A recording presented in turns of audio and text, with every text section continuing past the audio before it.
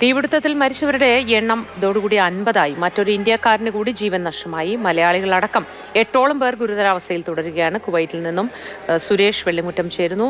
സുരേഷ്, വീണ്ടും മരണസംഖ്യ കൂടുന്നുണ്ട്. ഈ ഏറ്റവും ഒടുവിലായി മരണം സംഭവിച്ചത് ആർക്കാണെന്ന് സംബന്ധിച്ച വിവരങ്ങൾ പുറത്തുവന്നോ? മാത്രമല്ല, ആശുപത്രിയിൽ ഇപ്പോഴും തുടരുന്നവരുടെ ആരോഗ്യനില അതെങ്ങനെയുണ്ട്?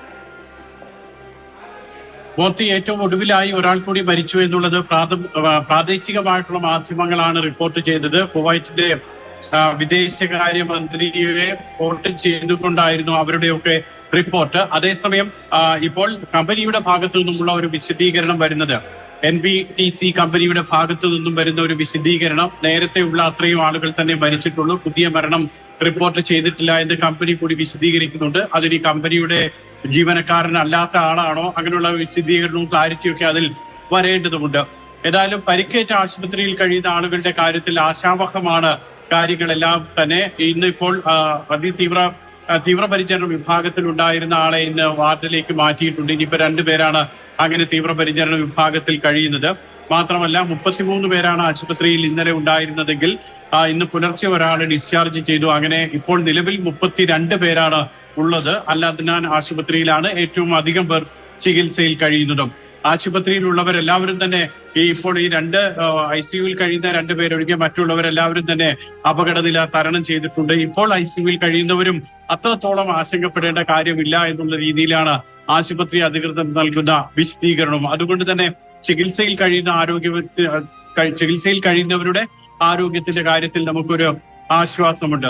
പിന്നീട് സർക്കാരിന്റെ ഭാഗത്തു നിന്നുമുള്ള അന്വേഷണം അതും കൃത്യമായിട്ട് അത് പുരോഗമിക്കുന്നുണ്ട്. കസ്റ്റഡിയിലെടുത്ത 3 പേരെയും, ആ 2 പ്രവാസികളെയും ഒരു സ്വദേശിയും, ആ സ്വദേശിയാണ് തൊഴിലാളികൾ താമസിച്ചിരുന്ന കെട്ടിടത്തിന്റെ ഉടമസ്ഥൻ. പിന്നീട് 2 പേരെന്ന് പറയുന്നത് ആ കെട്ടിടത്തിലെ സെക്യൂരിറ്റി ജീവനക്കാർ, വാച്ച്മാൻ ആയിരുന്ന വിദേശിയും ഇറാനിയനും, അതോടൊപ്പം തന്നെ തൊഴിലാളികൾ ജോലി ചെയ്തിരുന്ന കമ്പനിയിലെ ഒരു ഉദ്യോഗസ്ഥനും. ഇങ്ങനെയാണ് 3 പേര്.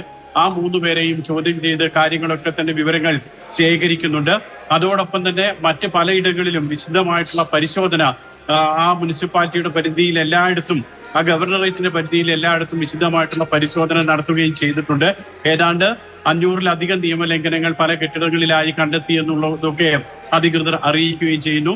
ഇത്തരത്തിലുള്ള ഒരു അപകടം, ഇത്തരത്തിലുള്ള ഒരു ദുരന്തം ഇനി ആവർത്തിക്കാതിരിക്കാൻ എന്തൊക്കെ നടപടികൾ സ്വീകരിക്കണമോ ആ നടപടികളെല്ലാം ഇപ്പോൾ വളരെ കൃത്യമായി കുവൈറ്റ് സ്വീകരിക്കുന്നുണ്ട്. സുരേഷ്, ഒരു കാര്യം കൂടി, ഇപ്പോൾ ചികിത്സയിൽ തുടരുന്ന മലയാളികളെ നാട്ടിലേക്ക് കൊണ്ടുവരുമോ അതോ തുടർന്നും അവിടെ തന്നെ ചികിത്സ പൂർത്തിയാക്കുകയാണോ ഇപ്പോഴുള്ള ഒരു തീരുമാനം? മോത്തി, ഇപ്പോൾ നിലവിൽ 25 മലയാളികൾ ഉണ്ട് എന്നാണ് നോർക്ക അറിയിക്കുന്നത്. ചികിത്സയിൽ കഴിയുന്ന 32 പേരിൽ 22 പേരും മലയാളികൾ എന്നുള്ളതാണ് നോർക്കയുടെ ഭാഗത്തു നിന്നുമുള്ള ഒരു അറിയിപ്പ് നമുക്ക് ലഭിക്കുന്നത്. ഇപ്പോഴത്തെ ഒരു സാഹചര്യത്തിൽ സംസ്ഥാന സർക്കാർ മുൻകൈയെടുത്തെങ്കിൽ മാത്രമേ ഇവരെ എയർ ആംബുലൻസോ അതും അല്ലെങ്കിൽ മെഡിക്കൽ ആംബുലൻസിന്റെ സഹായത്തോടു കൂടിയോ കൊണ്ടുവരാൻ കഴിയുകയുള്ളൂ. അല്ലാത്ത പക്ഷം ഇവിടെ തന്നെ ചികിത്സയിൽ തുടരേണ്ടി വരും. കൂടുതൽ ആളുകളും ഇവിടെ തന്നെ ചികിത്സയിൽ തുടരാനാണ് സാധ്യത. കാരണം വീണ് പരിക്കേറ്റിട്ടുള്ള ആളുകൾ അല്ലെങ്കിൽ കാലിനോ കൈയിനോ ഒക്കെ പൊട്ടലുള്ള ആളുകളൊക്കെ അത് കുറവാണ്. മറിച്ച് മറ്റുള്ളവരൊക്കെ തന്നെ ഈ പുകവായു ശ്വസിച്ച്, അതോടൊപ്പം തന്നെ വിഷവാതകം ശ്വസിച്ച്, പുക ശ്വസിച്ച്, അങ്ങനെയൊക്കെ ഹൃദയ സംബന്ധമായിട്ടുള്ള അസുഖം ഉള്ള ആളുകൾ, ശ്വാസ തടസ്സം നേരിടുന്ന ആളുകൾ, അങ്ങനെയൊക്കെയുള്ള ആളുകളാണ്. അവർക്ക് 2-3 ദിവസത്തെ ചികിത്സ കൊടുത്ത് അവരെ സാധാരണ നിലയിലേക്ക് തിരിച്ചു കൊണ്ടുവരാൻ അധികൃതരൊക്കെ പ്രതീക്ഷിക്കുന്നത്. അതുകൊണ്ട് തന്നെ പരമാവധി ആളുകൾക്ക് കുവൈറ്റിൽ തന്നെ ചികിത്സ നൽകുക. ഏറ്റവും അത്യാവശ്യമായി ആർക്കെങ്കിലും വരുന്നുണ്ടെങ്കിൽ അവരെ കേരളത്തിലേക്ക് കൊണ്ടുവരിക എന്നുള്ളതാണ് ഇപ്പോൾ ആലോചിക്കുന്നത്. ഏതായാലും കേരളത്തിലേക്ക് ആളുകളെ കൊണ്ടുവരുന്ന കാര്യത്തിൽ ഇപ്പോൾ ഒരു ആലോചനയും നടക്കുന്നില്ല.